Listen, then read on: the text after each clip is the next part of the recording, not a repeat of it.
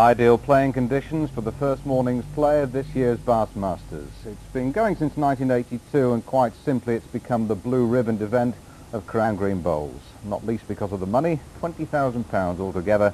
No one goes away empty-handed, and the first prize for over a decade has always been of record proportions, £7,500. Well, good morning everyone. It's not all about the money, it's about prestige as well. The Bath Masters is just about the most prestigious tournament to win because all the 32 hopefuls here are recent champions. The only distinct advantage, I suppose, is to have played here before. Right, well, let's have a look at the draw for you. Interestingly, perhaps significantly, there are 13 newcomers this year. 3 of the 4 lady qualifiers have, but Nick Skidmore, who takes on the experienced S Frith, is a debutant. Likewise, Andy Proctor, who's got the toughest of all the opening round games against the holder, 3 times champion and favourite B Duncan. Incidentally, Pat Davies and Jane Jones are sisters. There's a father and son combination as well. Richard Ashcroft in the top half and son Tom in the bottom half of the draw. Very much a family affair, this Bath Masters. Tommy Johnston and her indoors Karen. Tommy, twice a beaten finalist. 2 times champion John Bancroft is back, and good to see Yorkshire's Roy Nicholson back as well for the first time since he reached the semi-final in 1982, the inaugural tournament. But the man they've all got to beat is B Duncan, bearing in mind that by tradition the champion in the opening round tends to find the first round games of utmost difficulty. It doesn't bother me that. I mean, obviously I've just got to come and prepare myself and hope that I can play to my best of my ability and hope I can get through. But as far as past record's concerned, that doesn't bother me at all. Whether it's an omen for him, I don't know. Brian is a great player. I'll be taking him very seriously. If he's not gone out in the first round, he's generally won it. So I'll be trying 100%. You know, a big task really to get on the green first time, and you're on your green on your own, and you're hoping to play well. I think you've just got to come and just enjoy it, and hopefully you're not too nervous. Well, I think I'd be lying if I said I wasn't nervous, particularly playing the living legend of the Crown Green game, Brian. I must admit I wasn't surprised to get drawn against Brian, with it being my first occasion, without being too pessimistic. I think it's going to be a trying game for me, but I'm feeling confident after me winning the Isle of Man, and I'm looking forward to the game.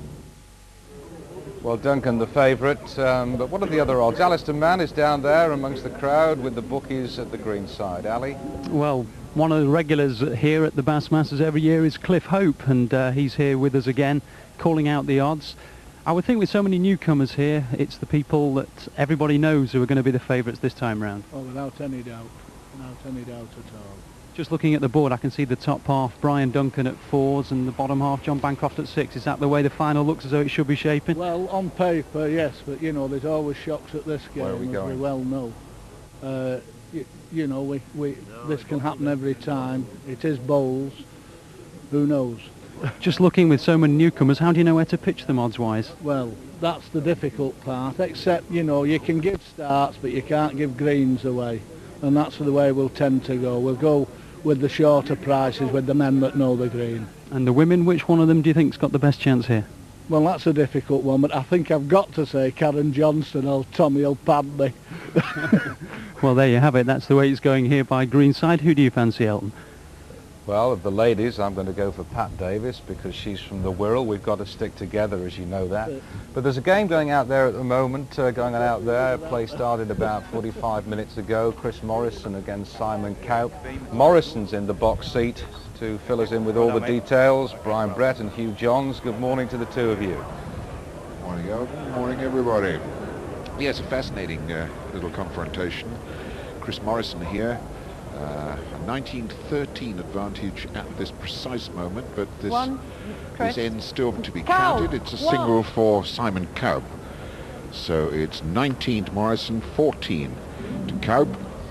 And I'm just wondering what sort of odds Cliff Hope was giving on this game, because Cliff is a bowling partner of Chris Morrison, Brian, isn't he? Yes, they're club members over there in Sale Excelsior Club. I would think he's going to fancy Morrison by a shade. And he was right early doors, wasn't he? Because he built a big lead, Hugh. But Cow, to his credit, has come back at him. He has indeed. Let me see, we'd played 6 ends of bowls before Simon Cowp actually got himself onto the scoreboard. He was 7-0 down. He's come back very well in these last few ends, but Morrison now is beginning to pick up the pressure again. That was a beautiful bowl. Simon Cowp with a very, very difficult bowl to beat. And he's short. A chance here for Chris Morrison to go out. Holding one. Now, if he's got the weight right here, and it looks perfect, absolutely spot on. Chris Morrison gets his 2. That's 21-14. Chris Morrison wins it. Chris, who was here in 1984, got to the semi-final. Here in 1987, went out in the first round. And here he has himself a victory over young Simon Cowp, 21-14. You've got one. Great. Comprehensive win against a good player, Simon Cowp. Yes, I've described Simon in the past as one of the best young players in the game, but my pal and clubmate Chris Morrison's played a really solid game this morning. Very professional, done a really good job. No, we've heard the odds. Who's your tip for the title? Well, I have a feeling that it could very well finish up a repeat of last year's final, but also I think there's one man that could upset both of them, and that's Glyn Cookson.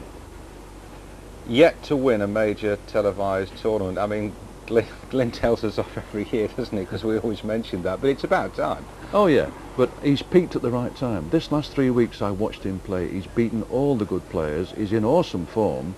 He hasn't practiced a lot at the green, but unless it's Brian Duncan and Tommy Johnson, I think Glyn Cookson might be there. Well, we'll be able to see if Brian Duncan's in good nick or not in just a few minutes' time. We're going to take our first break. We'll be back with the game's number 1, the one and only Brian Duncan.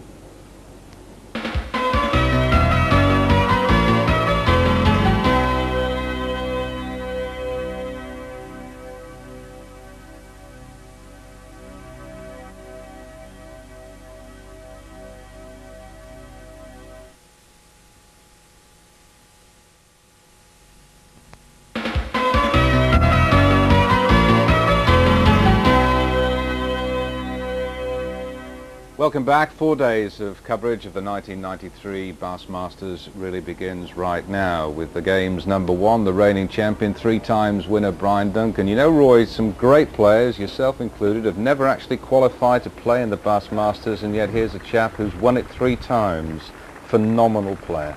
That's what he is. He's a phenomenon, and some of the players call him Duncanny. The way he keeps on doing it, you know, and this ability he has to make good players play badly. Tell you what, we've been doing this for 12 years. That's the first one I've heard Duncanny. That's a cracker, that one.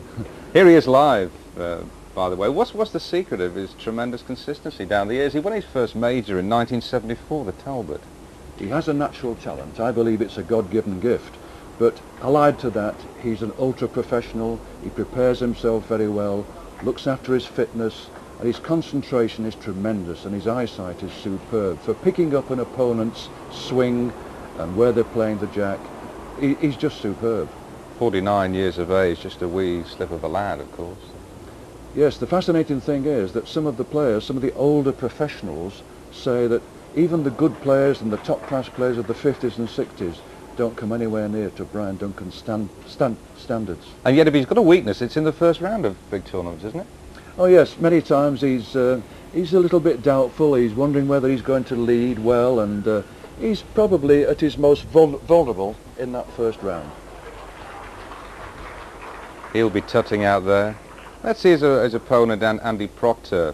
13 newcomers in the Bass Masters this year. Obviously, there's absolutely no doubt about these players' abilities. But on this stage, live television, they're not used to it. How do you think he'll perform, Roy? What do we know about him? Well, Andy Proctor has had a lean spell. For about 8 years, he didn't win anything until he won the Isle of Man this year in June. But he's a very confident player. He plays for the Cheshire team. I've watched him over the last 3 years. He thinks he can win every game, and he's very animated. He'll put an awful lot of effort into it, and to that end, he was practicing for about 3 hours last night before this game. Well, the bad news is that he's got to come from behind. The bad news from Andy Proctor's point of view, it's looking good for all those people who've heaped the money on Brian Duncan to win, yet again, to win a 4th Bassmasters Championship. There's the score, very early stages. They've only been going a few minutes, and Duncan 5-0 in front. Commentators, once again, Brian Brett and Hugh Johns. And indeed, it is the 4th end of this first round match here at the Woodlands Hotel at Ellesmere Port. Dull, overcast sky, but quite warm. Still plenty of room in the beautiful seating accommodation provided here. So if you want to come down and have a look at some cracking crown bowls, well, it's going on all day here, and then right through till the final on Sunday. And the man, I certainly enjoyed that new phrase of Roy Armson, the Duncanny man, is holding 2 here. And I wonder, no, there was just a little nick away from Simon Cope's second bowl. Might have saved one.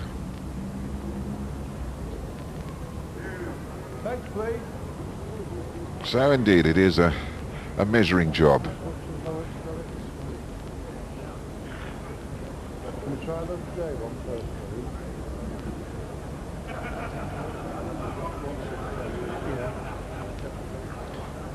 Brian Duncan set off, led, scored a single on the first end, and scored doubles back to back then. And here measuring to see if he's got another double.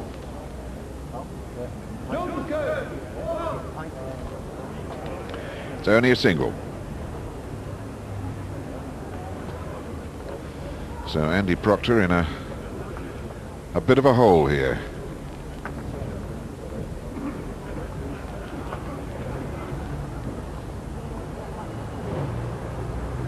And interestingly enough, Brian, once Duncan had led out from the clubhouse into the corner below us, he's been working that patch that he knows and loves so well, the diagonal. Yes, indeed, the Duncan diagonal. It doesn't look too vulnerable this morning, Hugh. First time on the green this year, 6-0, and thought he had a double last time. He thinks he's once played Procter, but he doesn't quite remember where and when. Look at this, though. He needed that. Yes, Brian Duncan's very first attempt at this prestigious Bassmasters back in 1982 went out in the first round to David Wilde, and went out quite comprehensively too, 9.21. Yes, he condemned the green, said it should be a car park. He doesn't think that now, Hugh. He's parking the bowls next to that little yellow one.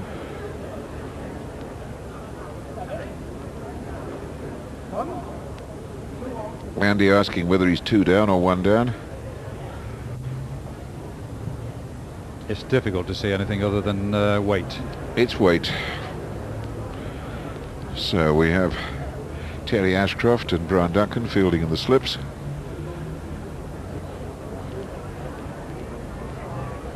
Way wide. Just one.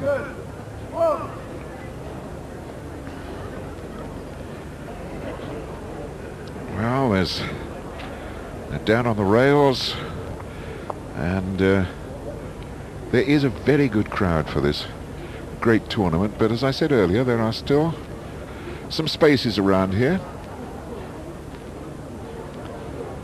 Not too many, but there's still room for just a few more. So why don't you come down and join us?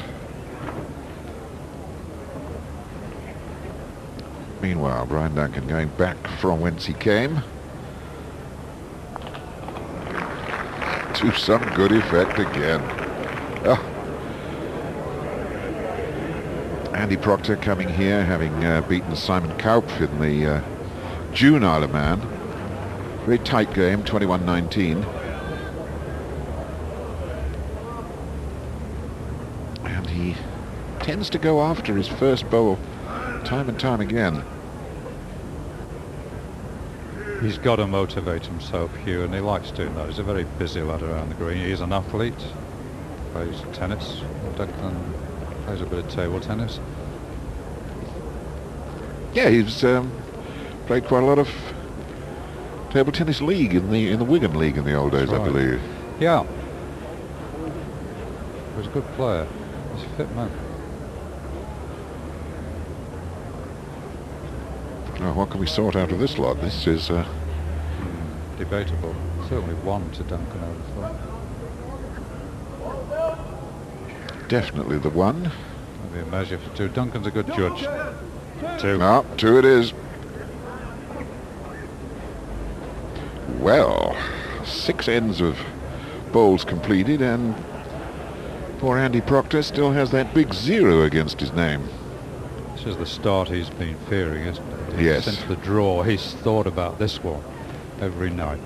Practice all you like and then come out here and he doesn't even give you a sight of anything. Doesn't let you in.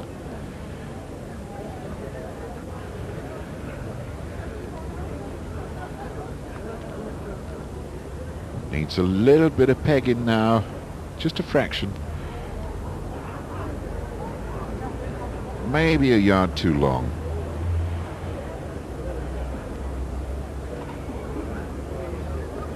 These battered bowls of Andy Proctor, the marks on them showing how he's been whacking into the woodwork around the greens.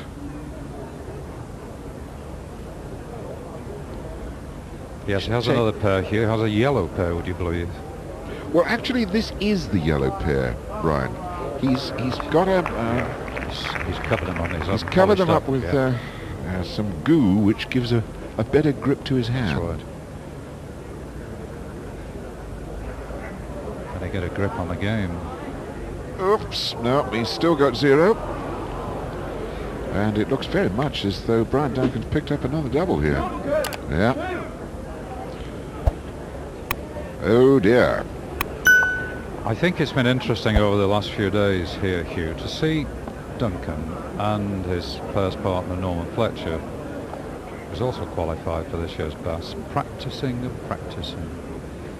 He likes the green now. They've sorted out a few of the rougher areas. There were 1 or 2 hollows that the cutter couldn't get into. They've leveled those off, so it's smooth running. It's very difficult, but he's making the game look easy. Yes, I was saying earlier that he lost in 1982, the first year of the Bass Masters, to David Wilde. He promptly lost in the first round the following year to Lenny Higginbottom. But by that time he'd really sussed the green out. He came back in 1984 and won it. Came back in 85, reached the final and got beaten by Robert Crawshaw. Then he had 3 years in a row, 86, 87 and 88 when he went out in the first round. He went out in the second round in 89. Then he won it again, went out in the first round in 91, and then last year came back and won it again. It's hit and miss, isn't it, Brian Duncan? They're He's remarkable. looking, I tell you what, he's looking very, very impressive. Has he got the judgment right, and there's just a connection. Holes 2. He's got 2 more here. And actually, young Andy Proctor is not bowling badly. He's not getting the rubs. He just wants to try Hey, for him, he's got a scorer here. He has got a scorer here. No, yeah, he there you are. hasn't. He's not getting the rubs. A nick on the other side of that ball and he'd have stayed in for at least 1. But that's doubles 3 in a row. And that is a very, very handsome lead that Brian Duncan has. 13-0. It's terrific stuff because he's just moving the jack around, isn't he? About a couple of yards each time. Same diagonal, but just moving the jack a little bit. He's not letting Proctor have to get settled. He's now clutching at things, Proctor, as you say, Hugh. He's not played badly, but the rub's going absolutely Duncan's way for having played them in the first place. Actually, it's setting itself up for one of the all-time historic games in the Bass Masters. Brian Duncan shares the record with Joe Bradbury of the most convincing victories in the tournament so far. Brian beat Kevin Shaw in the final of 90. 21-4, and Joe Bradbury beat Norman Heslop in 1986, 21-4. But at last Andy is there. Well, for how long? Hey, this could get it. Yes, it's got it. Yeah. Oh, it's cruel, isn't it? Oh, it's a wicked old killer. game, this. It is a wicked game. There are times when your heart goes out to a bowler on the green. Andy, who struggled so long without scoring. 13-0, you lie with a near touch and he comes and shifts it, not for one, but for two. Same bowl, Andy.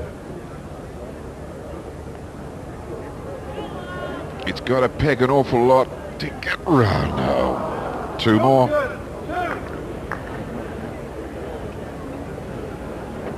Oh dear. Andy Proctor, who by trade is the assistant catering manager in a hospital, might be requiring a little medical treatment after this, I think, Brian. Well, I heard a description of Manchester United's display last night. It suits Duncan. The word is awesome. Absolutely awesome, isn't it? We've never had a whitewash, of course. You've just gone through the heaviest defeats. One would hope we don't get a whitewash. Oh, that would be tragic. But look at this lead. Look at what this. About that? Exhibition.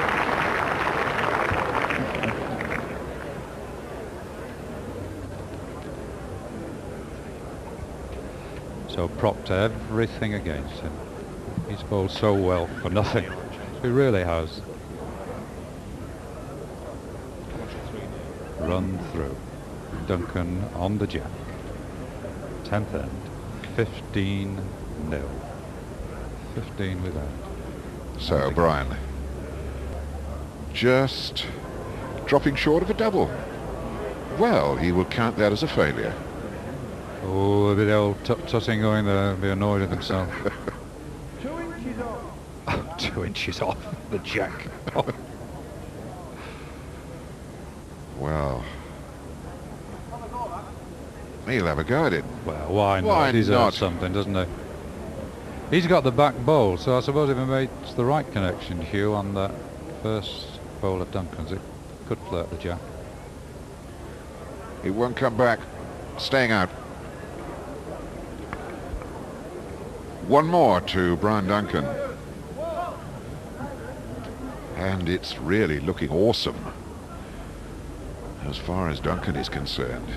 This totally in control. And the sad face of Andy Proctor is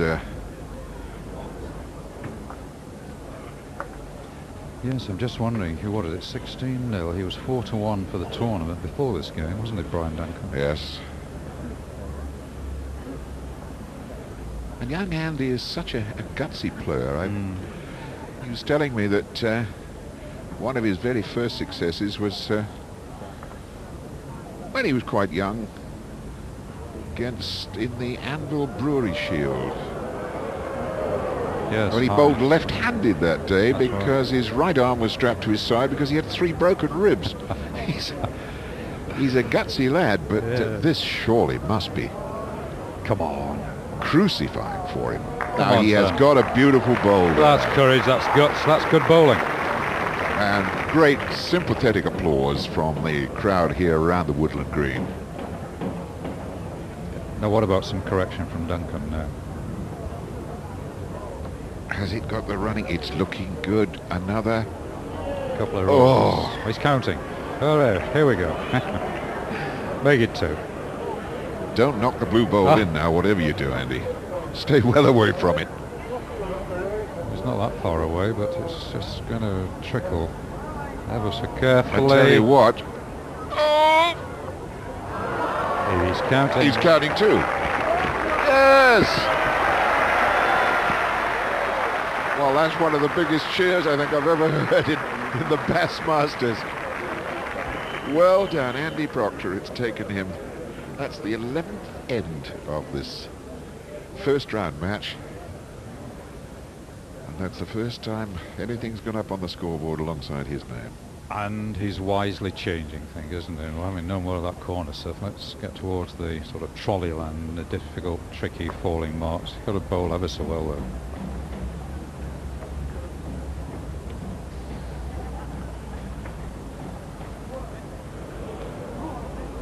Well, I tell you what, if they were awarding a prize for the best run of scoring, that would be it. The break, 16, the top the break. Yes, absolutely.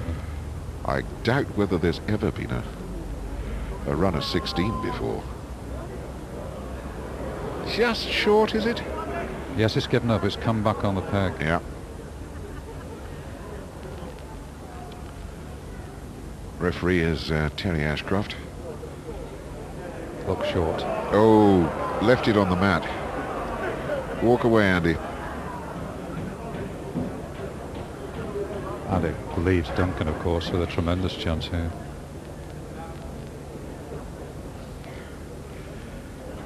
Bound to score one here, surely, Brian. Woo. Come back with the bias. Oh, it's run. It's run through, I wonder. Terry fancies the blue, I think. Well, Andy just signalled his, I think, Hugh. Yes, he did. Well.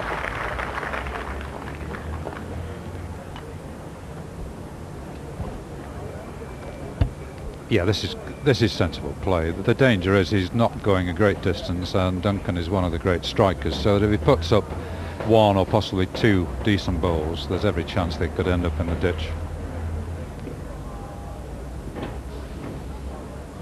Almost Trousdale's trolley, this, isn't it?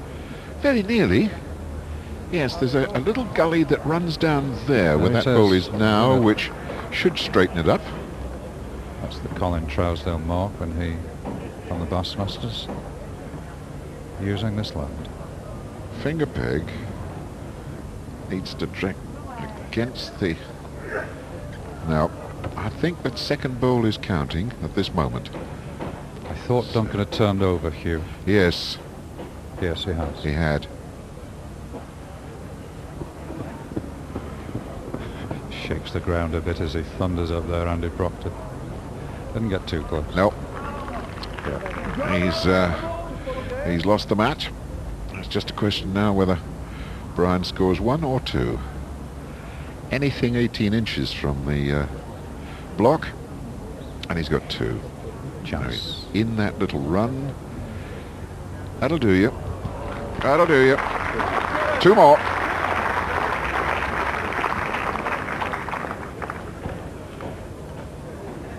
And of course Brian, as soon as he gets the block back, pushes it off into the corner diagonally across the green from our commentary position.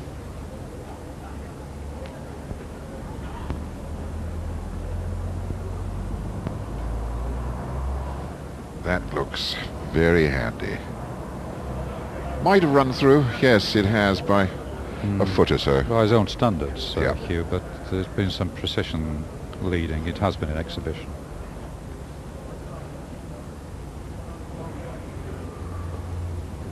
Well, Andy.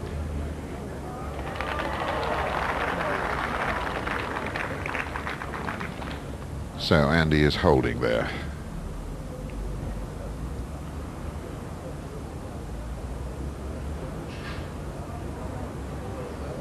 Oh, what a very useful Oh, no. No. I thought it was going onto the blue bowl. I'm not sure. He's knocked it onto Andy Proctor's bowl. He doesn't want to do any damage. Careful. Might just get two out of this. Oh. He has. Oh. Yes. Steered that through on radar.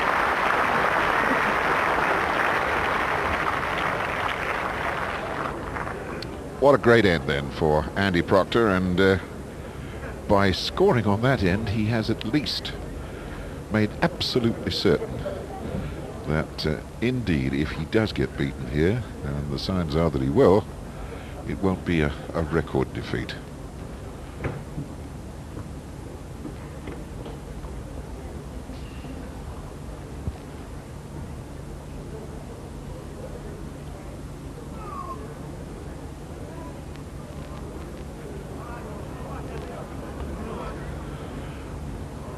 Didn't put quite enough on that, Andy. He's in no position to make any sort of mistake because Duncan will step in. This time not quite good enough. You got to remember that Andy is up against a bowler with an impeccable pedigree. Yes. 5 times the Waterloo, Talbot,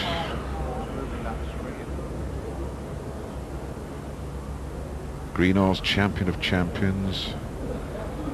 I mean, whatever's going, he won it. Yeah, several times. And he's also on equal footing. There's no sort of handicap. They're all starting level. It's running on. That might run out.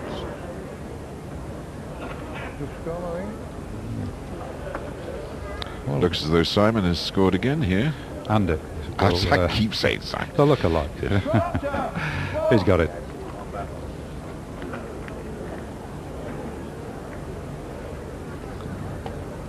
Yes, you see here that Brian Duncan is in here as reigning champion by right, but he also won the Matthew Brown at North Ashton, which was a qualifier, and he sort of won 7, 8 majors near majors this season. But over the 12 years, he's probably qualified something in excess of 30 times, I would think, by winning qualified tournaments. And opened the doors, of course, to those from the reserve list. That's right. Look at that lead. Good play. And at the same time plundered the tills of the Bassmasters competition to some good effect. And needs to, since he is a full-time bowler. He's the only registered full-time Crown Green bowler, so he really needs to make a living.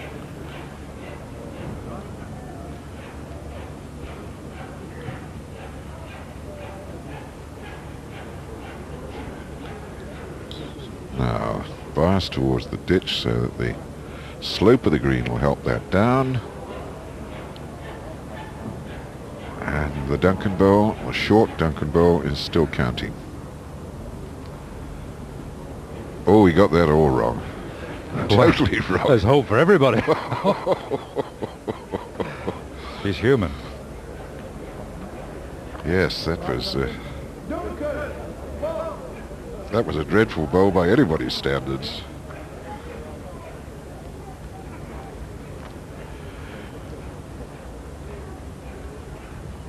So Brian Duncan needing 2 to progress to the second round.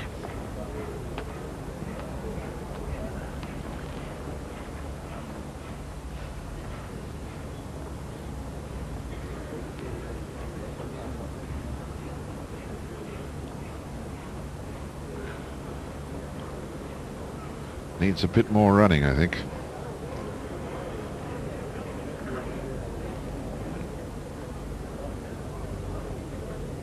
Now, Procter.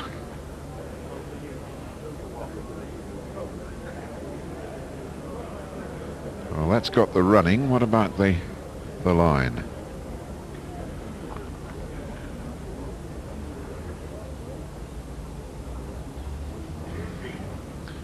A typical Duncan run with the right shoulder dipping down. And that's a second bowl that he's got wrong. 2 consecutive ends and 2 very wayward bowls. He missed it. He missed the line, and if you miss it by even an inch on this green, it can finish up a couple of yards away. You're right, Brian. Now then. 2.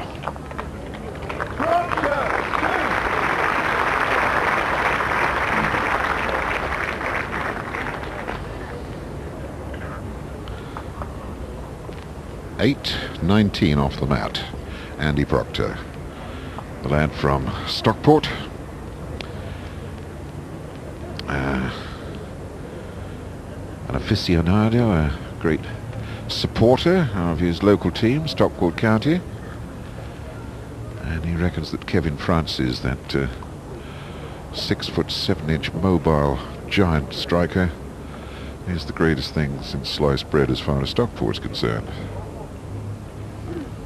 Yes, Duncan is the rugby league man, isn't he? Yes. Follower of Wigan for years. just gone off the ball a shade. Well, he's only 11 behind, is Only, yes. Andy. Things have been much worse. Duncan is very relaxed now, isn't he? Such a tremendous cushion. But the jack's in a difficult place here.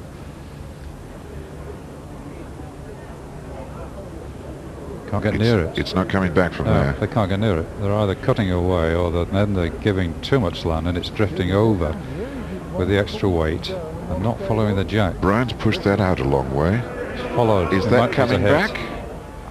I think he might. Well, it just depends, isn't it? Well, judging by the reaction of the crowd, I think Brian is the villain at the moment in their eyes. I mean, Yeah. he's getting the rubs that are going. That might just be counting. He wants them measured.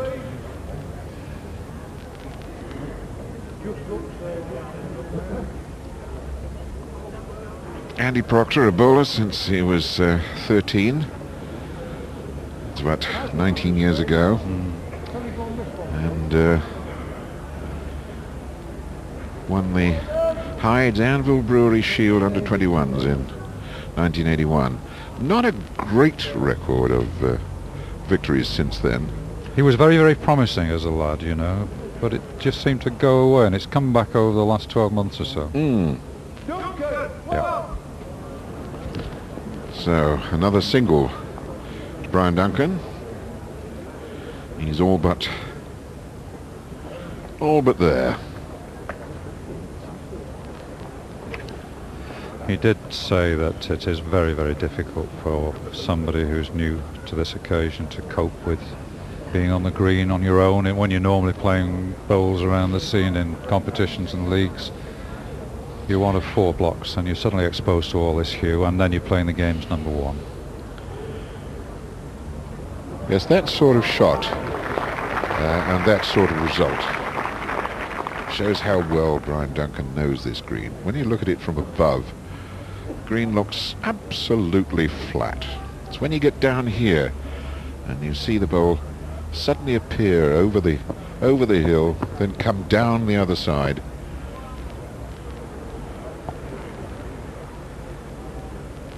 It shows how difficult it is to read the little runs, the little bumps, the little lumps that are down there.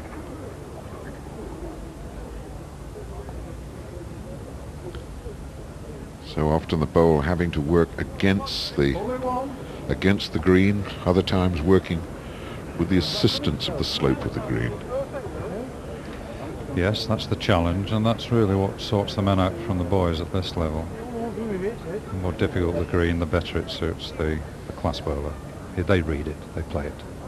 Well, he's got 2 chances here. If he takes the blue ball off, he counts 1. And if he takes the jack off, nobody scores anything. So what's he going to do? Here it comes, with weight. He's got something. Yep. Dead end. There is the block in the ditch. He's certainly enjoying this here. That was a very good strike, Ryan, wasn't it? Bang on That was line. quality, Hugh. Yeah. That's the first one he's got right, isn't it? And it was a difficult target, Yeah. across difficult territory. Oh, he deserves a little rub.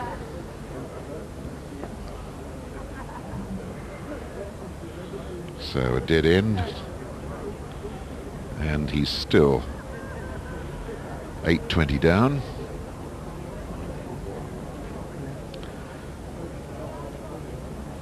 Brian goes off. Not quite the distance that we've seen Brian bowl in the Bassmasters before, the corner to corner mark. But it's a fair distance out there. It is, but beyond the jack it gets very, very difficult. So I think he's gone for a little bit of safety. He's going for game, and he knows if he leads well, the pressure is just adding up all the time on Andy. Andy running after his bowl again, but couldn't get past the blue one.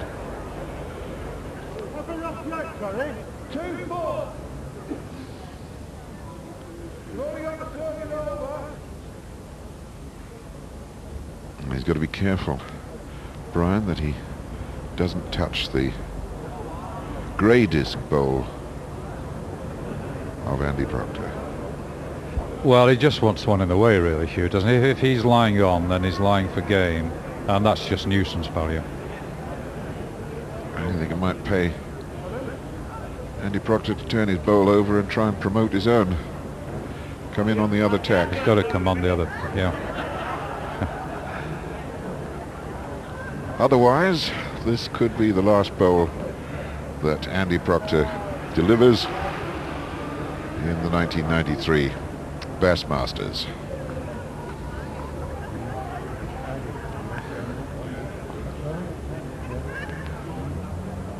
Thought for a moment he was considering weight, but he's not. He's just going to be far enough. Yeah.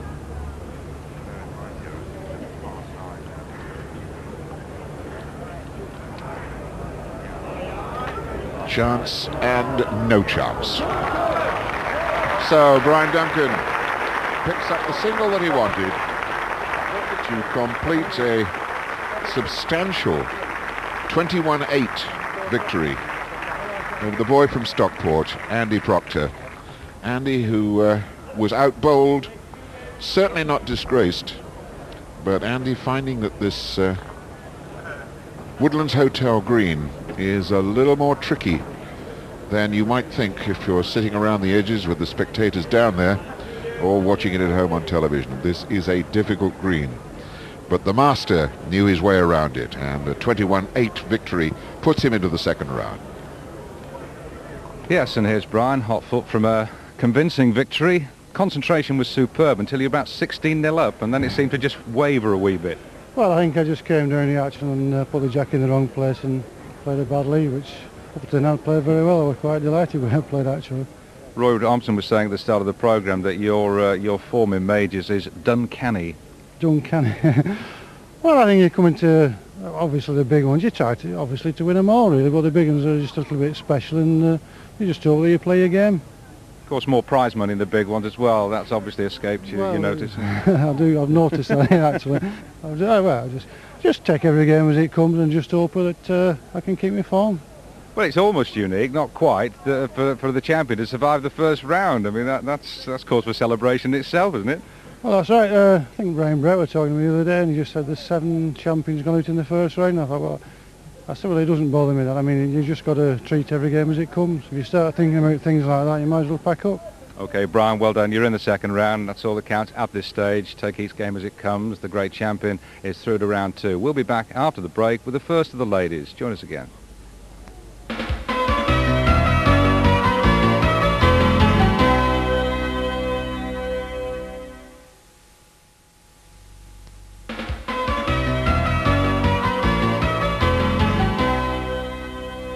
Welcome back to the 1993 Bassmasters. So far, so good for the defending champion, the game's #1, and the favourite Brian Duncan. He's through to the second round.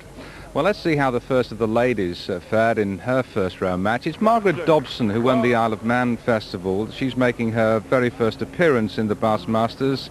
Always a bit of a nerve-wracking affair. Mark Britton there, he's been here for the last 6 years, and he's leading by 18 chalks to 13 as we join our commentators, Roy Armson and Brian Brett.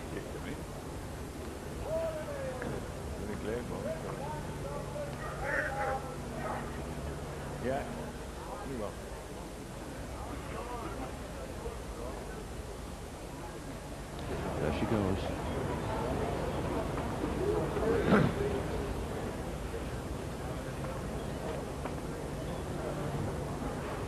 So she's pushed the jack out a long way. Needs a lead. 13-18. She trails, looking for a lead. Getting a lead. Reasonable. Hey? Very reasonable. Appreciate it. Warm applause. She's done well. She has. That bowl's only about 2'3" off, you know. It's a pretty reasonably easy place up there because it's in a channel. And here's Mark trying hard. He's found the channel, Roy. Just needs to clip the jack, and now that's a very, very difficult bowl to beat because he's moved it maybe 18 inches further. Anything past the jack, it might just drop away. Certainly more running in the bowl. About the line. Well. Could do with a little clip off one onto the other. Nope. Unlucky. She's found gaps this morning that didn't appear to be there. Unlucky. Good time for two. Mark Britton looking to get his game together, looking to get a grip on himself. Gets a little bit close to the bowls. Counts. Two.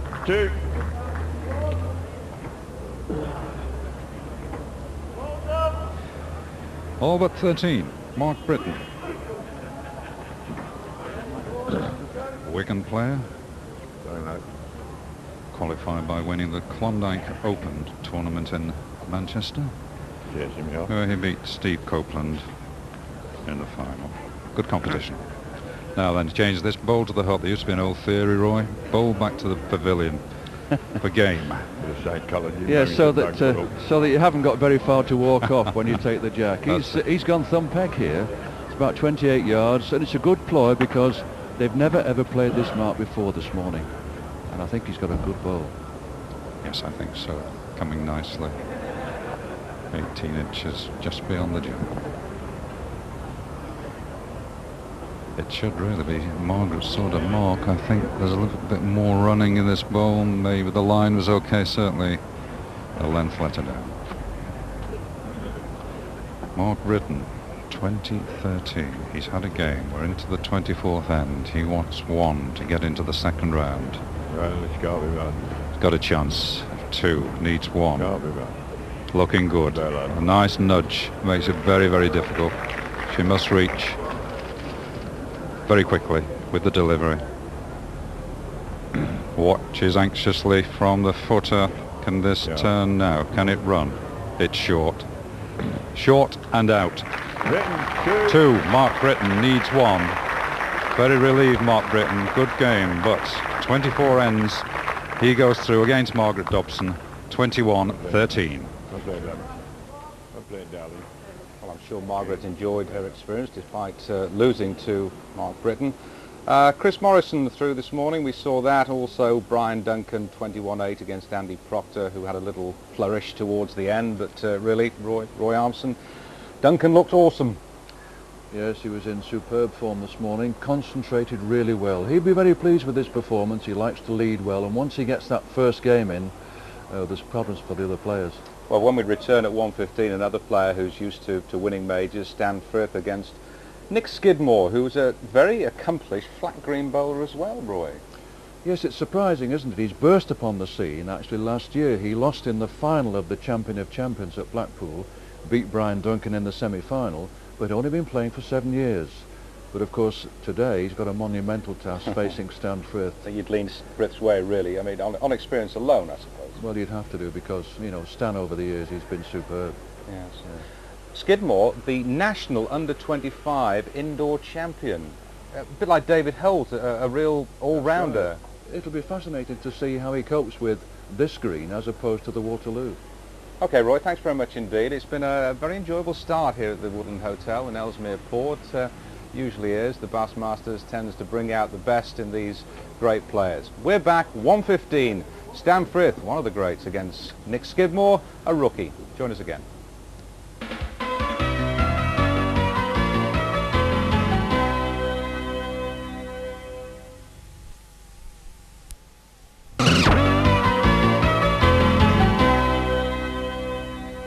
Welcome back to the second session of the 1993 Bassmasters. 32 bowlers, men and women alike, competing on equal terms and for the richest first prize in the sport, £7,500.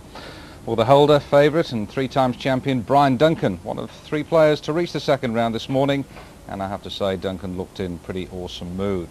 Well, for the next half an hour or so we're going to major on the game between S Frith and Nick Skidmore. Stan's 7th appearance here. He's never reached the final, but no one's tried harder. He's been involved in some really epic games. Qualified this year, incidentally, by winning the Spring Waterloo.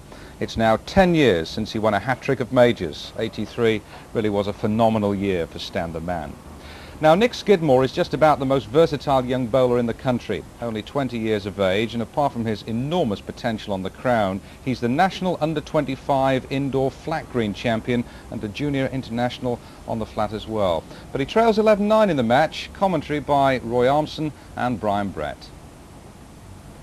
And these are critical times for Stanley, because the kind of mark that Nick Skidmore's playing now is the one that we have always associated with Stan Frith. At one time we used to say he was the best round peg player in Cheshire.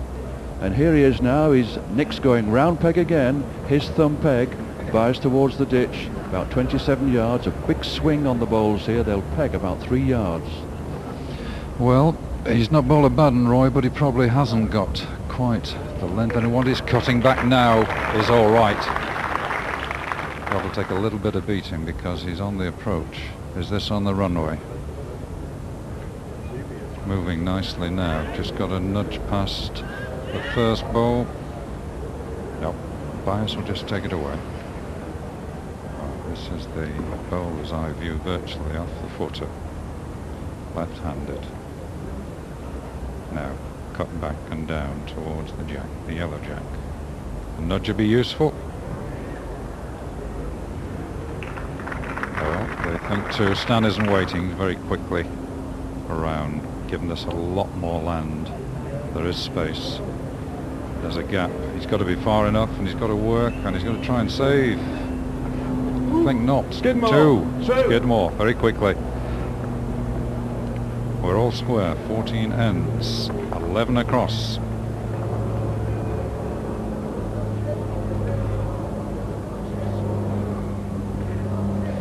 So Roy, this young man, you've encountered him at the Waterloo. He won the Battlefield Classic, which is quite a big tournament down in Shrewsbury. Yes, I've never actually gone to the Battlefield Classic because people say to me that it's a Homestead's green. It's a very difficult green. Well, look at this jack right on the edge. I know. I don't know. It's a very big tournament, the Battlefield. I think he won it well. He's 20. He's a civil servant. He's bowling well. The problem is he's put the jack so close to the edge. He daren't get too close, but he's given Stan a nice side to this. Could well work against Nick. Crucial end. Stan gone for safety. So well away. This is it.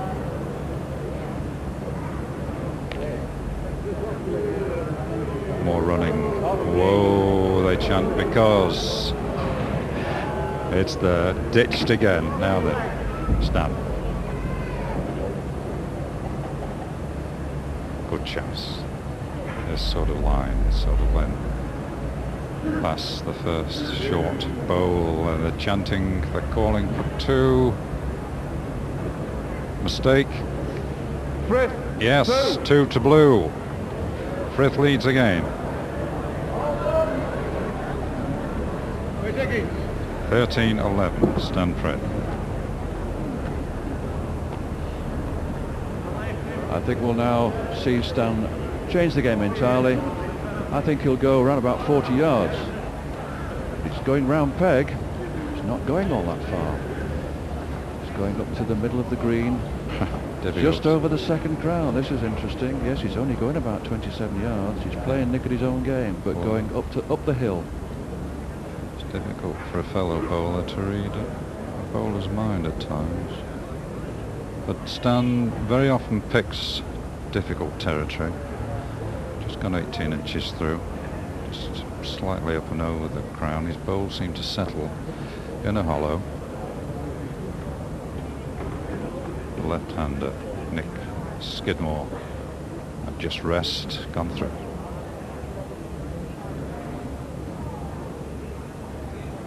Frith again.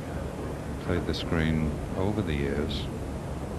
Still respects it, but he plays it well, possibly as well as most people. Look at this.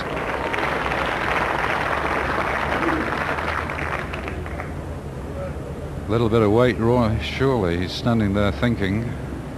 He's got to decide whether to play to save the two or whether to have a go. Yes, he's going to have a go.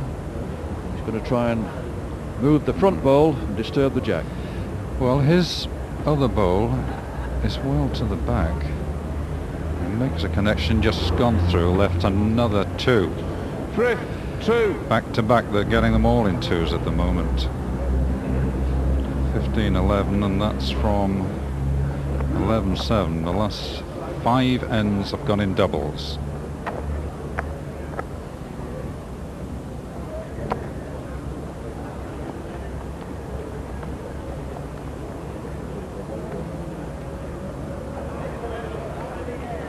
So the effect of all that is that Frith now is almost on the crown of the green. He cannot go too far. 28 yards, typical Frith length. Yeah, Stan's playing thumb peg here, and it's all downhill, down towards the marquee. It's gone about 2 foot 6 past. He's actually not playing against Nick Skidmore's left hand. He's just ignoring that, and he's just concentrating on playing his own game.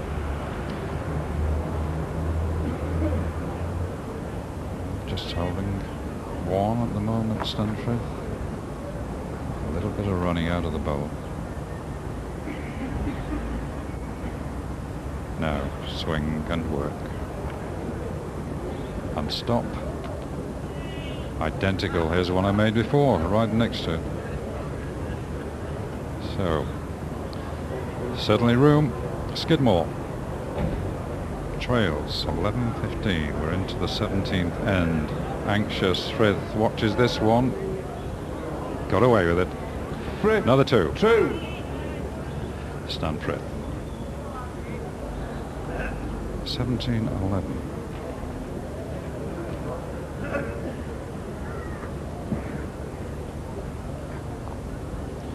He'll look at this, Roy, and he'll wonder. I fancy he's going to go for some little tricky curling falling marks.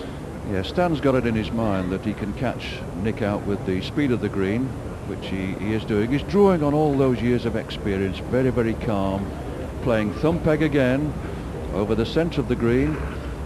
The jack is actually finishing in the famous trolley, the famous Trousdale trolley. Colin Trousdale, former winner of the Bassmasters, did all the damage on a mark similar. I think he may just be almost into the trolley, but not from the sort of dispatching point. I think he was further towards the bowls hut, but he's very close to it, isn't it? That's right, yes. It shouldn't present a problem for Nick. With his left hand, he should be able to get at that quite easily.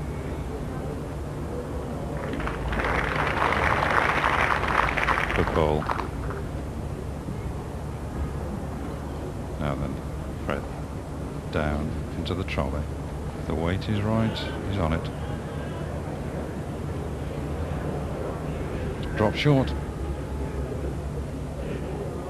Shouldn't trouble the left-hander. Stroked it out. Nice stylist. Now then, it's dropping. It's working. It's not far away, I'll tell you. Beautiful. Skidmore, 2. Good 2. Nick Skidmore.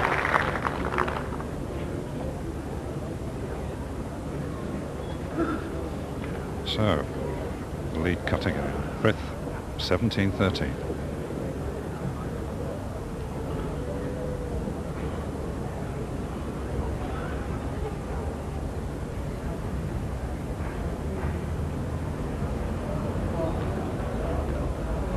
Mistake.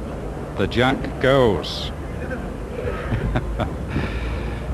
Well, that's a taxing problem for Nick Skidmore, who is a vatman, Customs and Excise from near Coventry. Plays for Stoke Coventry. Been bowling 7 years. Stan Frith been bowling 35 years. Vast difference in experience. Now, Roy, he's going towards the trolley more so this time, isn't he? Yes, Stan's played the jack. His finger peg, he's actually gone through the trolley and the jack has pegged out of it, about 27 yards here. The feature of this mark is that Stan caught Nick out going downhill last time here from a different position, but it's a downhill finish.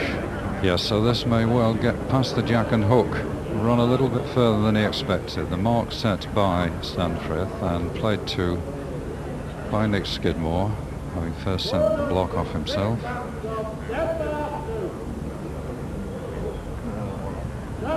So Frith now has the advantage of following the line of the jack and also his opponent's lead bowl, and that makes the difference.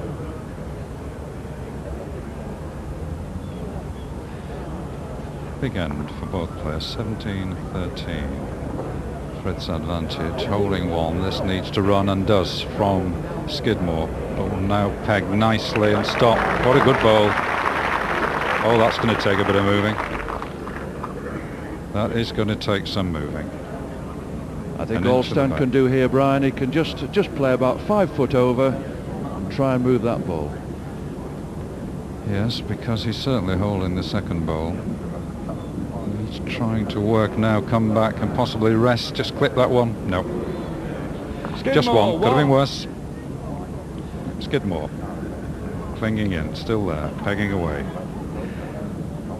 18-14. Frith leads.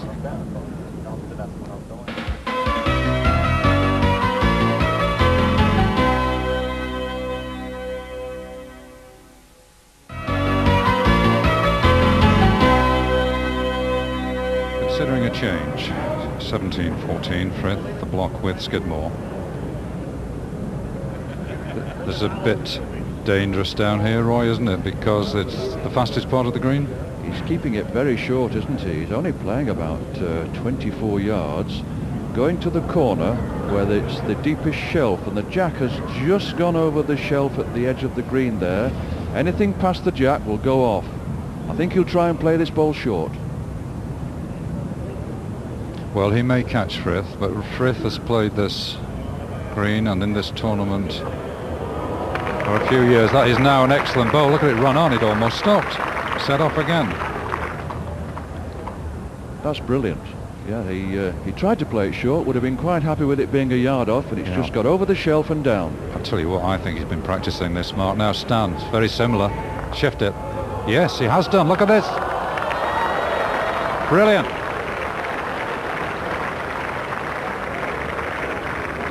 Oh, Skidmore cannot believe it. Walks halfway up the green, has a look. He really would have been better advised to come all the way. Stan has a look. They can't believe it. High quality bowling.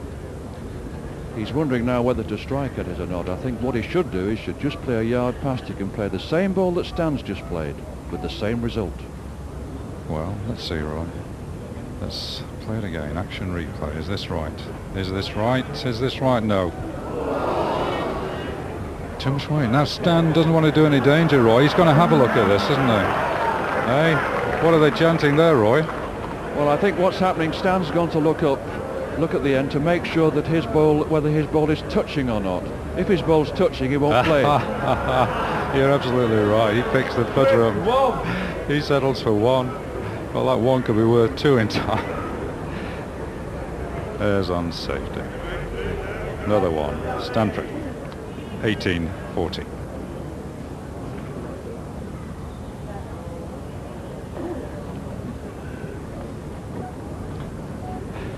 Well, it's beginning to mount against Nick Skidmore, the Customs and Excise man.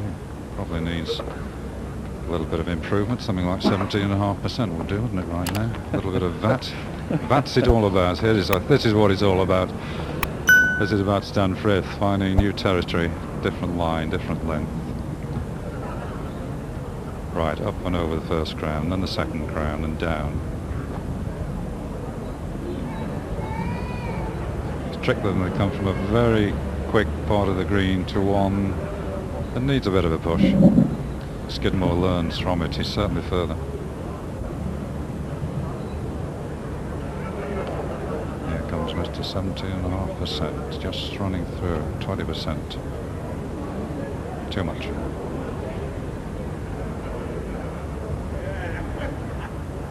Good concentration, Fred. Takes his time. But that's the problem. Look at that. Up now over one crown, down over the other crown, and then work with the biases, taking the running out. Every chance of two for Skidmore. Just wants to hear from referee Andy Long. but he is quite definitely on. Who do you think's on, Stan? Fancy the back ball? Certainly looks to hold the back ball one. Stan readily agrees. The players will sort it out for themselves. So he's holding one.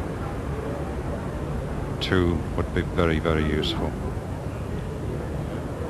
He's got him. He's got him. Stan will kick his bowls in. That's it. Skidmore. Two. Skidmore. Not over yet. Now, 18-16, Frith.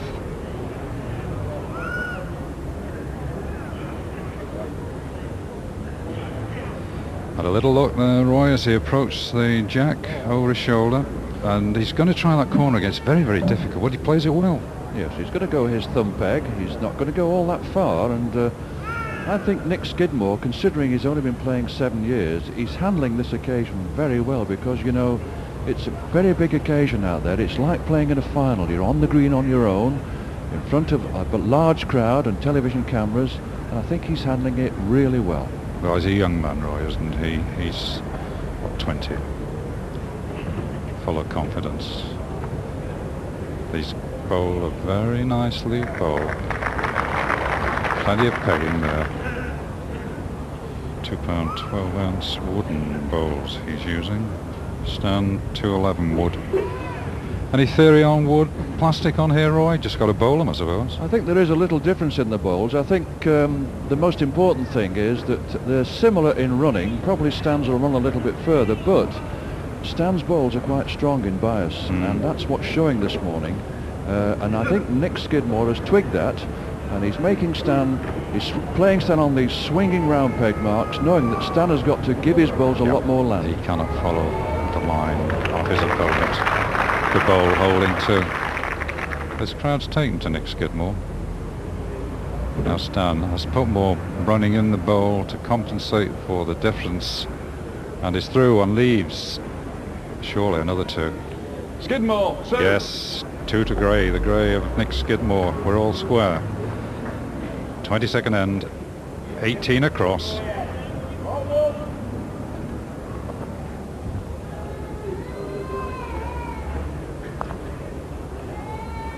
I think one of the interesting features of this young man's sporting life, Roy, is that he's also a top flat green bowler, vast experience, under 25 national singles champion in this year. Father and son, national champions last year, and he is a member of the current England under 25 team. So they're used to reading greens, and they're used to possibly playing this sort of 28-30 yard length. It's no problem. Yes, I think one thing that's helped Nick is that the green is in superb condition, that he's running very well, and of course he's used to drawing to the jack, just like that. Yes, he's looking a very confident player now. He's grown in confidence throughout the game. He's never been far away, but now he's right on it. Stan Frith has a battle. Stan Frith has got to get up and far enough and hit the jack like that. Beautiful. Oh, this is out the top draw. Stan, of course, himself is a good flat green bowler. I remember him playing in Super Bowl. He still plays indoors in the winter. Yes, he's made many appearances for Lancashire County, and he's played in the same rink as Brian Duncan on many occasions. So Nick has just been down. Stan doesn't move, he stays up by the foot awaiting his turn. Skidmore's been all the way. This is again a feature of the flat green bowlers play, isn't it, to go up and have a look at things? Why not? So much at stake, Roy. Yes, he's deciding what to do, whether he can draw or whether he can play through. I think he's actually trying to come the other peg. I think he's turned over and he's put some running in. He may take the jack off unless he can make the right connection. Oh, he's read that well. Read it beautifully. And that was a flat green shot if ever I saw one. That was flat green thinking. Now, Stanley, let's have a bit out of the same bracket yourself. Well, that was a would you believe it bracket, that one. My goodness. He's got to shift it. He's got to make a connection. Front two bowls are his. If he can get the split, he can count the end. Skidmore's waiting, stops the bowl. Another two. Oh, yes. the game has swung from 18-14 down to 20-18 ahead. Nick Skidmore.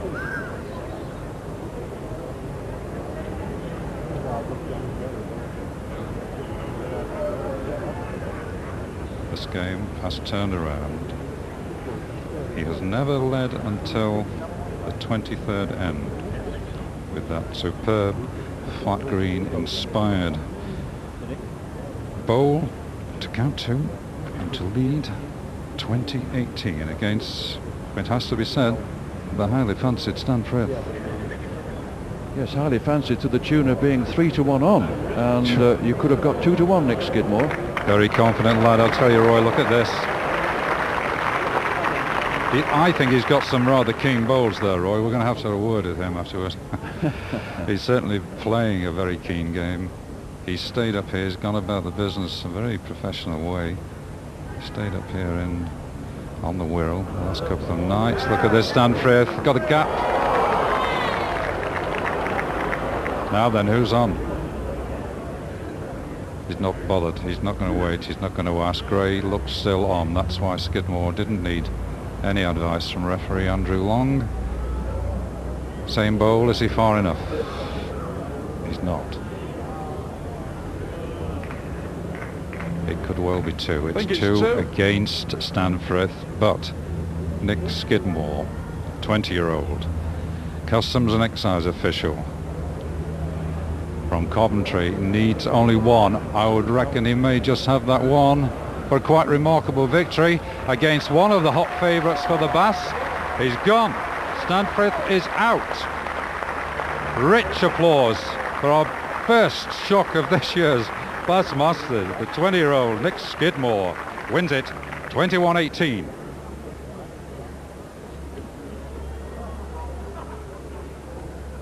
Well, that's how the top half of the draw is mapping out. Nick will play Mark Britton in the second round, and it's Chris Morrison against the favourite Brian Duncan. I'm delighted to say that Nick is now with us. Very well done. That must have given you a lot of satisfaction. Yeah, it's a great win. I wasn't expecting to win because obviously Stan's one of the top bowlers, but just managed to pinch it.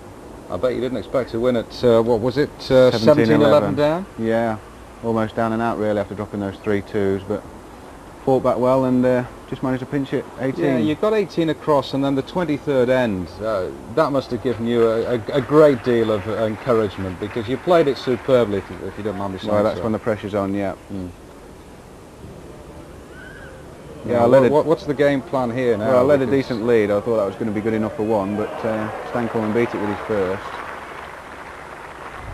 I mean, from your point of view, I mean, Stan didn't play badly. I mean, it was 1 or 2 loose ends, but... Yeah, he beat some real good bowls. Decided to turn over and try and push him out, and just managed to get it right to leave himself 2 good ones on. Was that a bit of a flat green shot in there? Well, a bit of a good guess, yeah. Just to push him out, a controlled weight bowl, yeah. I was saying that beforehand, you're the under-25 national indoor flat champion. Last year, Which do you prefer, flat or the Crown? Well, that's a hard question, but I think I'm slowly tending towards the Crown green. I don't know why, there seems a bit more atmosphere.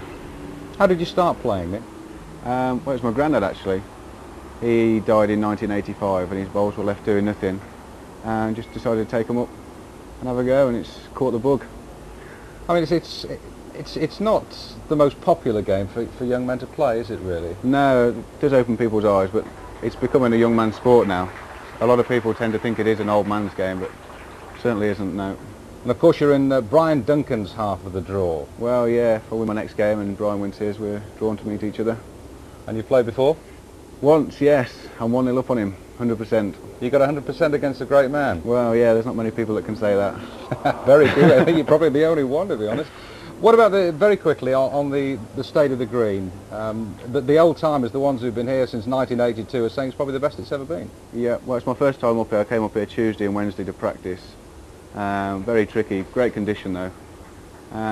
It's been cut down a lot quicker today. Just the job.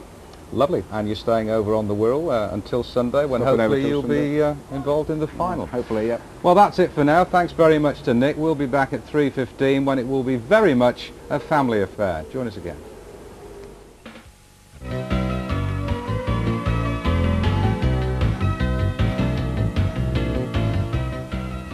Such devoted sisters, Pat Davies and Jane Jones, scheduled to meet in the second round. Father and son, Richard Ascroft and Tom, who's a real chip off the old block. Husband and wife, Tommy and Karen Johnston. We're playing Happy Families here at the Woodland Hotel. Well, hello again. Very much a family affair here at the Bassmasters. Now, Pat and Jane are local heroines, the Wirral's most famous lady bowlers. Rob McCaffrey reports. Sisters, sisters, there were never more devoted sisters, so the song goes anyway. Sisters Pat Davies and Jane Jones, both in the Bass, making it a real family affair. In the major competitions where we go on holiday, we go as a family, and we've heard comments like, oh, here's the family coming, and things like that. I always want Jane to win, and she always wants me to win, so when we play each other, it's very difficult, really. It's Jane with the family, children and grandchildren, Pat with the garden, immaculate, unusual. They live near each other, they get together all the time, all under the watchful eye of Mother Alice, who's the one responsible for getting them both into bowls. I think it's a gift with them now, because I think sometimes you can spend a lot of time with some people who want to learn, but they just never seem to go to the top. But whether it's perseverance with my daughters or what it is, I don't know, but they've done remarkably well at the Maybe game. it's their mum. No, I'm not taking the glory off them. Already the next generation's being initiated, Jane's grandchildren, Lee and Buster, getting the teaching treatment on Pat's lawn, bowling green turf, of course. Don't think these guys have got much chance for the Bass, but these two, well, they've got a definite chance. I think the women can go well in the Bass. As regards winning it, I think it will come one day. And we just, as I say, we just need those rubs of luck, really. Well, I think if it's the ladies' day, that they've got the capabilities of beating the men if the conditions are right. No one will receive more support than Jane and Pat. Mother Alice reckons they both have a decent chance. It's a proud moment, two sisters together in the richest tournament around. Great for the family, and might do no harm to the bank balances too. Probably unique, isn't it? Two sisters in the Bassmasters. Well, yes, I mean, you know, I can't see it ever being done in our lifetime again. But it is a very proud moment for all the family, really. The first round resumes then, with Pat and Jane looking to square up against each other in the second round. Now, they've both been here before, and like their two opponents, Andrew Sykes and Glyn Cookson. Alistair Mann reports. Pat Davies had begun slowly against Andrew Sykes and was 5 down at one stage. But now at 16-10 up, the family supporters are in full cry, to say the very least. And Mother Alice Darwood down there in the yellow shirt, giving all the support, surrounded by the rest of the family. There's a big family of bowlers. Pat's grandfather, who was secretary of the Birkenhead Bowls Club for some 60 years. Her mother, Alice Darwood, a prominent figure in ladies' bowls. Sister Jane Jones in this competition, and nieces Debbie, Mandy, Nicola. They're all bowlers, and you'll find them at every tournament where the girls are playing, giving vociferous support to bowling like that. Oh, isn't that lovely? What a delicate touch from the district nursing sister, Pat Davies.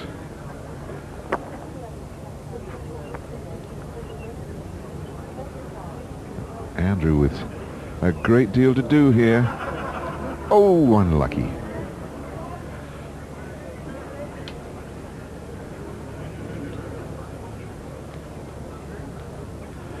Pat Davies looking to follow in the footsteps of people like Joyce Foxcroft, who've beaten Rowley Pratt, Karen Johnson, who beat Mike Holden, Maureen Bresnan, who took out both Phil Carouche and Chris MacDonald in 1991, and Jane Jones, who beat Frank Rathall in that same year. Watch out. Oh, how could you find a gap that was just that wide? Well, well, well. Well, Sykes may not have got the luck, but Davies certainly was in no mood to give him any chances. A measure and some few ends later, and Davies was in the next round, much to the delight of her mother. And so it was Jane Jones's turn to try and repeat the family affair. Well, 21-10 was a ruthless enough scoreline as it was, but Jane Jones was in an even more ruthless mood than that. It was all but 5 going into the last end. Glyn Dixon, the winner of the Black Horse Classic, given no room for manoeuvre.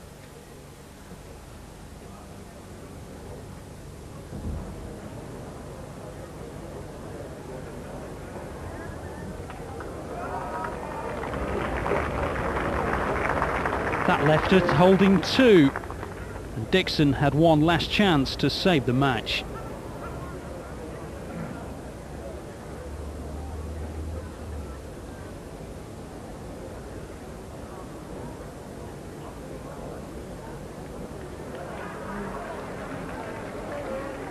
He pulled up way short, and to the delight of the crowd, the sisters go through to the next round. We were there to support all around the green actually. I think we had 90% of the supporters there wanting the women to win. So do you feel a bit for the blokes? They're in a bit of a no-win situation as far as the crowd's concerned. Well, not really, I don't know. You know, we're there to win as much as the men. The irony, of course, is that the two of them now meet in the second round. Can they treat each other as if they were any other opponents in the tournament? No, definitely not. There won't be, no matter how much it's wanted, that killer instinct won't be there. You know, I want Jane to win any other time, and I want her to win now, and she probably wants me to win. We just don't want each other to lose, and that's genuine. And of course all that means there must be a lady in the quarterfinals of the 1993 Bassmasters. Will it be Pat or will it be Jane? Now the father and son combination, Richard and Tom Ascroft, are in opposite halves of the draw. Rob McCaffrey again. This year's Bassmasters is all about keeping it in the family. Father and son, Dad Richard Ascroft, son Thomas Ascroft. They're in the landscape gardening game, combining business with pleasure. Thomas has got about 4 greens to look after, which is interesting, and I'm just a labourer really, but I enjoy mowing them. For me it's therapeutic. Since the bowling green side has come along, we just seem to hit it off. He enjoys doing the bowling greens, I enjoy doing the bowling greens, and we just slot in quite nicely. But yes, the answer to your question is yes, we do have words sometimes. Not often though. Whatever the weather, both of them are out tending greens. When you're working on them by day and playing on them of an evening, you can't fail to improve all the time. The game is getting a lot younger. It used to be classed as an old man's sport probably 10-15 years ago. Since then the game has come on tremendously, and it's really encouraging youngsters to take the sport up nowadays. Who's the best between the two of you? Well, that's difficult to say. Probably he is now. He's more interested than I am, a lot keener than I am. I'm not just as keen as, and don't play as many handicaps as Thomas does, but he's gone into a good player and he's young enough. That's my boy. Well, Rob McCaffrey asking the questions there. After the break, the Ascrofts will be asking the questions. Join us again. Well, there's Ascroft Jr. Young Tom hasn't come up with too many answers actually against Glyn Cookson, Roy Armson's tip for the title. Cookie's been asking all the questions and Tom's struggling a wee bit, as you can see. 18-7 the score. The commentators Brian Brett and Hugh Johns. Thanks, Alton. And Glyn Cookson put together an incredible run of 12 chalks in 9 ends to go 18-5 front, and Tom Ascroft finally got the block back. But has he got one here? It's very adjacent, but I don't think it's counting. No doubt, Glyn. Yes, it is. Glyn, the last bowl of this end. Sends it up high, bias towards the ditch, now wanting the slope of the green to assist the bias to bring the bowl down. Unable to bring it far enough.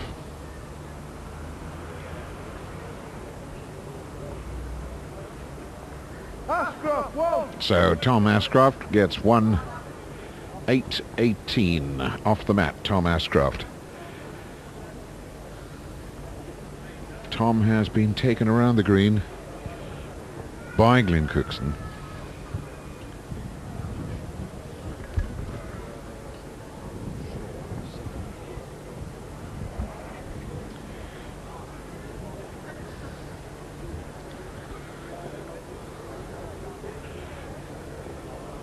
Tommy Ascroft pulling up short.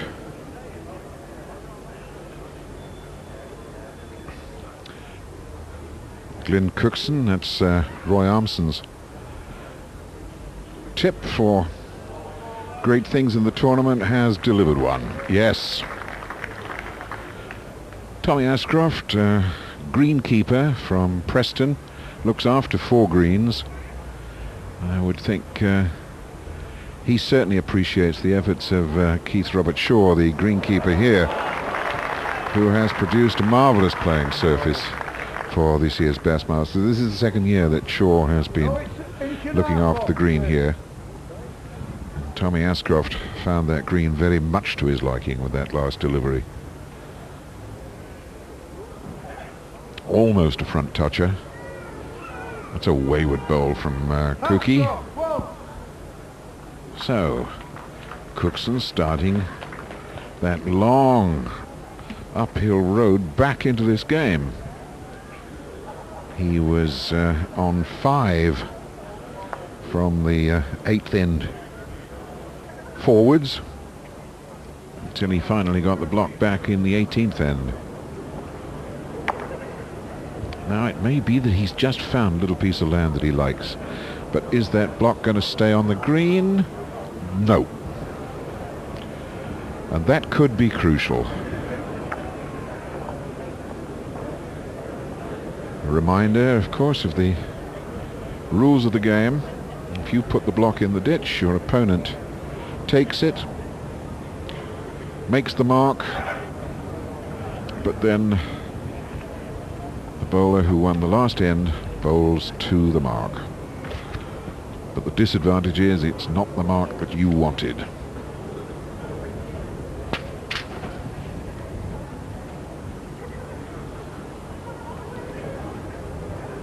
He's on a good road.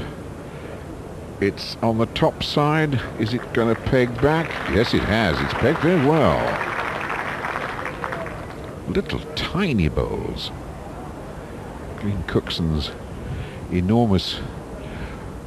I think those are his 212s, aren't they, Brian? The cannonballs, aren't they? Those, the others, there's a vast difference. I think they are his 212s. Wood and Tommy Ascroft's way under that, isn't he? Yeah, again, 2-4. Yeah. So they can't follow each other, that's the thing, Hugh. Although Tommy can follow the jack. And they're almost like jacks, those bowls. They're not much bigger, are they? No. I've seen plenty of ladies' bowls that are bigger than that. Well, in this tournament, yes. Glyn Cookson from Winsford in Cheshire.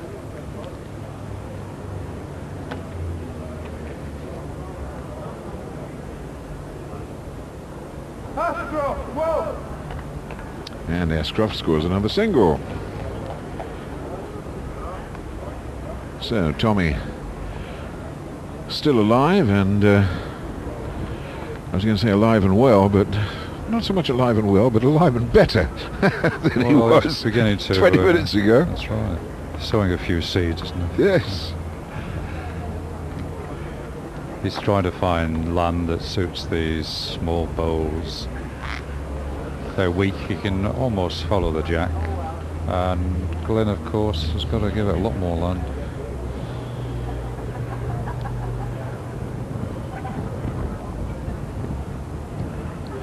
This is the 8th time that Glyn Cookson has been in the Bassmasters, starting back in '84. And he's won a first round match only, what, 3 times. In 86 he beat Robert Crawshaw, 87 he beat Chris Morrison, and in 1990 he beat Ken Strutt, but the rest of the time he's gone out in the first round. You get the feeling that he's good enough actually to win it, Hugh, isn't it? Oh yes, he's certainly got the record for it. There's an enormous amount of good quality tournaments that he's won. Worked his way through. Well, that's what you get for having little tiny pea-sized bowls. A normal-sized bowl wouldn't have got through that gap.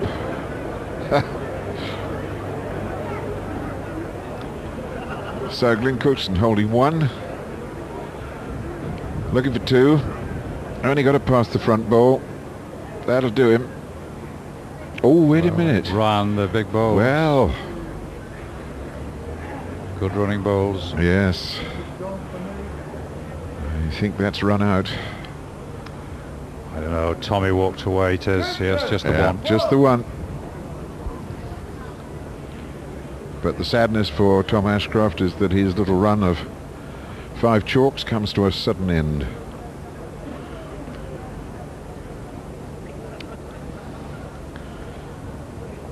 Glyn Cookson getting here, having beaten John Taylor in the Goodyear Open at Bunbury. John Taylor going on to win the All England, so that again establishes the pedigree. And Tommy Ascroft winning the Brown Edge Whitbread at Bamber Bridge at Preston. Beat Len Higginbottom in that final. Well, Len, of course, is not bowling as well or as much because of a back injury. He's been a regular here over the years.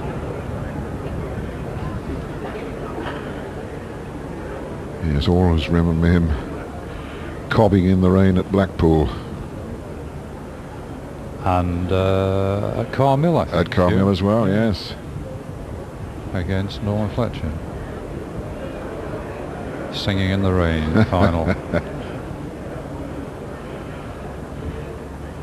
Tom Ascroft needing to improve on his first bowl, or rather reduce on his first bowl by a yard or so. Oh, has that gone right out? It has. It's 2 to Glyn Cookson. Well, a very comprehensive win for Glyn Cookson. Maybe Roy Armson has given us a good tip in saying that he might go all the way. Well, he's made a good start, taking out Tom Ascroft, 21-10. So after Ascroft Junior doesn't make it, we'll see how Dad gets on in a couple of moments' time. But your tip for the title, Roy, Glyn Cookson. Yes, he'd be satisfied to have got through that first game. I wouldn't say he played outstanding, but what I think will happen, he'll get better now. But all the top players who've got the title in their sights always tend to be a little bit edgy in the first round. It's just the important thing is to get through the thing, isn't it? That's right. Well, Glyn's one of those players who's held the view that he didn't want to practice too much. And I think it showed in the early part of his game. He said that at lunch. I was talking to him, Roy, and he was saying that I've spent the past few years putting so much practice in, and things haven't gone so well. I thought I'd just turn up here on the day and see what happens. A bit like Denmark in the European Championships, no practice, and who knows? That's right, yes. Yes, I can't altogether agree with that, but it's worked out for Glyn, but he will get better now, I'm sure. Okay, well, I say Tom Ascroft, he hasn't made it, but what about Dad Richard? Now, he's up against the unflappable Norman Fletcher, one of the truly great characters of the Crown Green bowling circuit. But Richard is some way behind as we join commentators. Well, Roy's talking us through this one along with Brian Brett. The idea was that. You have to knock it about 7 foot a yard short.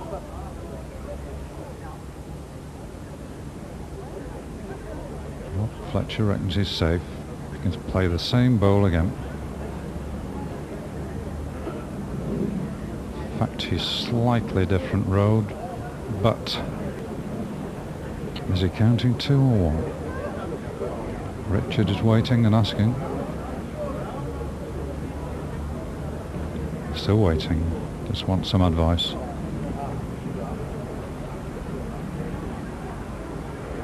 Now then.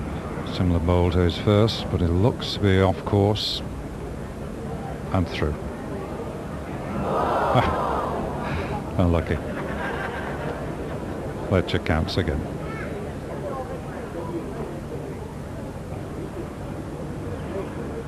Fletcher 2, Norman Fletcher. Closer and closer to 21. It's 18-8.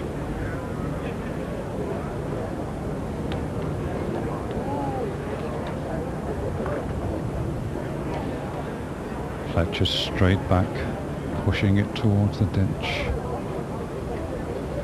Yard short of the ditch. Very fast down there, Roy. Yes, I think, in fact, Brian, it's more difficult coming in this direction because you've got to get up over the crowns and then let it run down. Where the jack is, it's not too bad for running into the ditch. There's a yard behind the jack and it's a bit flat there where the green has been chamfered off. Norman's bowl's about 1.6 yards short, not too bad. No, that's not a bad position at all, because much past the jack is going to be in the ditch. Can't afford to run too much. Oh wait.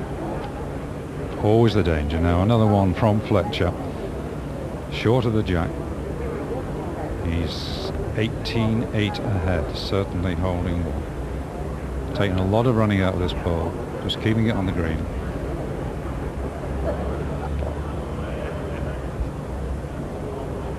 They've got to be beaten. Richard Ascroft. Started very, very young as a bowler. With a miss, he might go the way of his first bowl, and does. That was always the danger. 2. Fletcher. Almost there. The terrible end for Richard Ascroft. 28 now. The Fletcher lead.